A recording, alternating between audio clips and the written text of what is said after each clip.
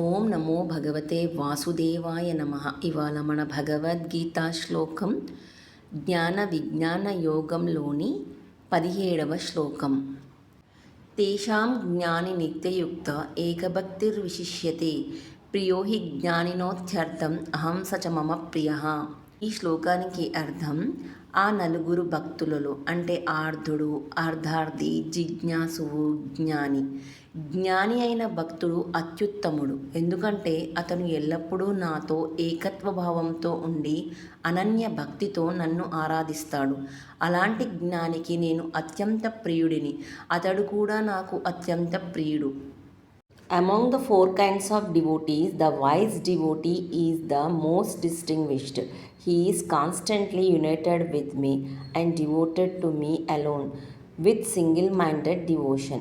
For I am exceedingly dear to the Gnani, and the Gnani is exceedingly dear to me. ఈ శ్లోకం ద్వారా మనం తెలుసుకోవాల్సింది ఏంటంటే, దేవుణ్ణి కేవలం అవసరాల కోసం కాకుండా ప్రేమతో, జ్ఞానంతో నిత్యం స్మరిస్తూ ఆరాధిస్తే మన జీవితం ప్రశాంతంగా మరియు పరిపూర్ణంగా మారుతుంది. మనమందరం భగవద్గీతను చదివి విని జ్ఞానాన్ని పెంపొందించుకొని ధర్మాన్ని కాపాడుకుందాం. ధర్మో రక్షతే రక్షితః. జై శ్రీకృష్ణ.